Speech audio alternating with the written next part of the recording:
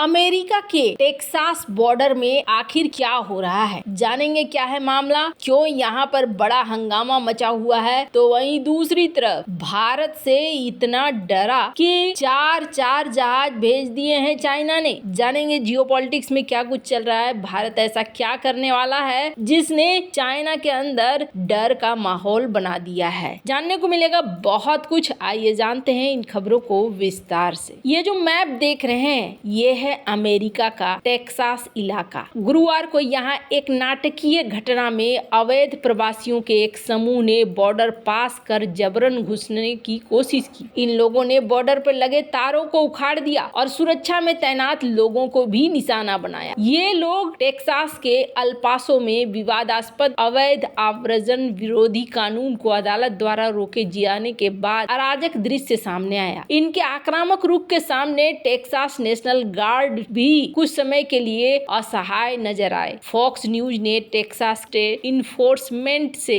जुड़े सूत्रों के हवाले से बताया कि हंगामा करने वाले समूह में 300 से ज्यादा अवैध अप्रवासी शामिल थे, जिनमें करीब 100 लोग गार्डों को पीछे धकेलने की कोशिश कर रहे थे। एक सैनिक पर हमला करने के आरोप में एक व्यक्ति को गिरफ्तार भी किया गया। संपत्ति को नुकसान पहुंचाने और हमले के लिए आगे और भी गिरफ्तारियां होती रहेंगी। नेशनल बॉर्डर पेट्रोल काउंसिल के अध्यक्ष ब्रैंडन जूड ने फॉक्स न्यूज डिजिटल को बताया कि इसमें शामिल सभी प्रवासियों को पकड़ लिया गया है। उन लोगों की पहचान के लिए वीडियो फुटेज को भी खंगाला जा रहा है जिन्होंने सैनिकों पर हमला किया। यह घटना रिकॉर्ड संख्या में प्रवासियों के आने को भी दिखाती है। अधिकारियों का कहना है कि गर्मियों के महीने में ये आंकड़े फिर से बढ़ सकते हैं। टेक्सास के गवर्नर क्रेग एबोट ने कहा है कि खतरनाक स्थितियों का सामना कर रहे हैं। हमें सीमा को सुरक्षित करने और देश में अवैध रूप से रहने वाले लोगों को निर्वासित करने में प्रशासन की विफलता के कारण उसे कार्रवाई करने के लिए मजबूर होना पड़ा है। उन्होंने राष्ट्रपति जो बाइडेन को भी निशाना साधा है। उन्होंने कहा कि एल पासो में आज की वृद्धि एक अस्थिर अराजकता का प्रत्यक्ष परिणाम है जो राष्ट्रपति बाइडेन ने सीमा पर फैलाई है। खैर, यहाँ पर अमेरिका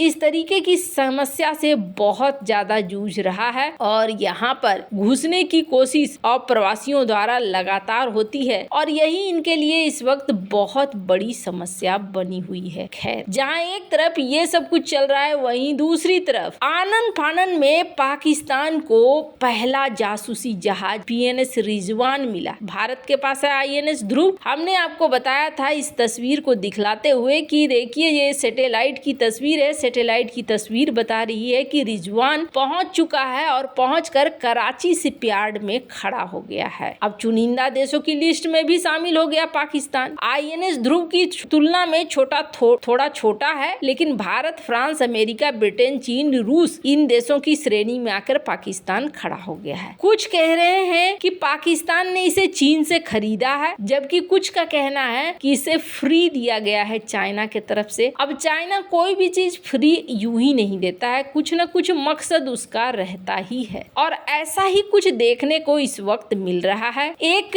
सैटेलाइट की तस्वीर निकलकर सामने आई है। हिंद महासागर में इस वक्त चीन के 4 जासूसी जहाज एक साथ ऑपरेट कर रहे हैं। ये जहाज कहां पर हैं? स्क्रीन पर देखिए, युआन वांग 03 ये जहाज, इसके अलावे डा यांग हाओ, जियांग यांग होंग 3, जियांग यांग होंग 01, 4 जहाज इसमें आपको देखने को मिल रहे हैं। वैसे तो यहाँ पर चीनी जासूसी जहाज हिंद महासागर का चप्पा छान रहे हैं। अब हाल ही में पता चला है कि इस समय चीन के 4 जासूसी जहाज हिंद महासागर में ऑपरेट कर रहे हैं। ये जहाज मलक्का स्ट्रेट से आगे के इलाके में समुद्र के सतह का 3D मानचित्र, पानी की लवणता, घनत्व, दुश्मनों के सेंसर्स की उपस्थिति का पता लगा रहे हैं। इस जासूसी जहाज के जरिए इकट्ठा किए गए डेटा का इस्तेमाल चीनी नौसेना करने वाली है। अभी तक चीनी नौसेना इस इलाके से अनजान है। ऐसे में उसे हिंद महासागर में अपनी गतिविधियों को लेकर काफी सतर्कता बरतनी पड़ती है। Open source intelligence X handle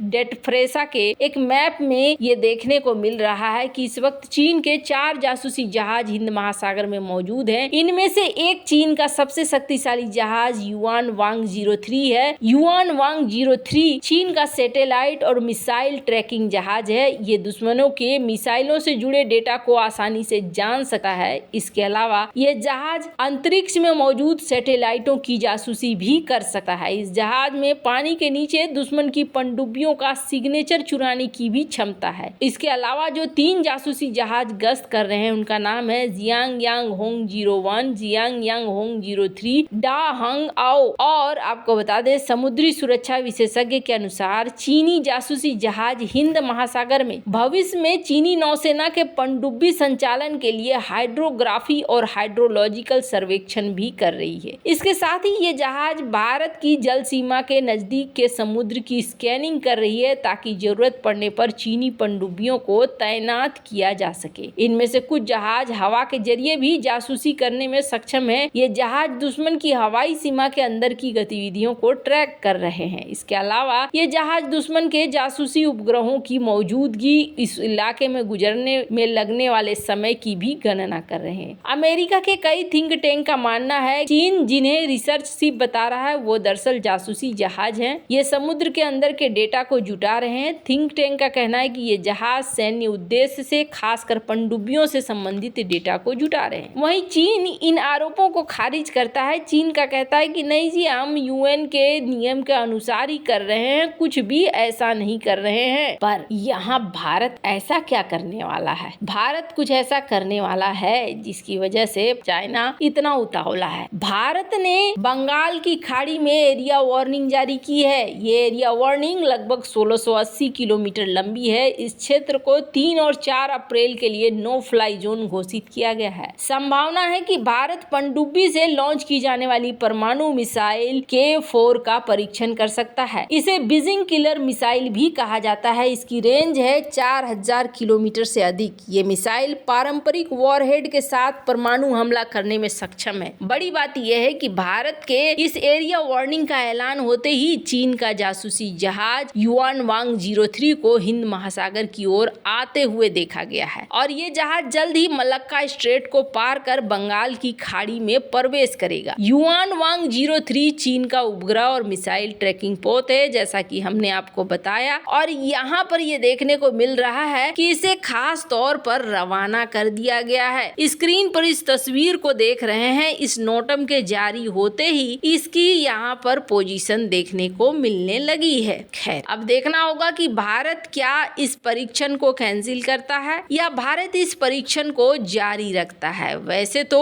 अग्नि 5 के परीक्षण के बाद चाइना ने भी तारीफ करते हुए कहा था कि हाँ जी, भारत ने तो एक बड़ी शक्ति हासिल कर ली है। पर अब यहाँ देखने वाली बात होगी कि क्या यहाँ पर चाइना के शिप के रहते भारत परीक्षण करेगा या नहीं करेगा। सबसे बड़ी बात यह है कि K4 भारत की पनडुब्बी से लॉन्च होने वाली परमाणु मिसाइल है। इसे DRDO ने अरिहंत क्लास की परमाणु पनडुब्बी को लैस करने के लिए विकसित किया है। इस मिसाइल की अधिकतम सीमा है 4000 किलोमीटर। भारत अभी 2 अरिहंत क्लास की पनडुब्बियों को ऑपरेट कर रहा है। अब देखना होगा आगे क्या होता है। वैसे आपको क्या लगता है इन सब मामले में, आपकी क्या राय है? कमेंट कर जरूर बताएं। जल्द मिलते हैं अगली वीडियो में नई खबर के साथ।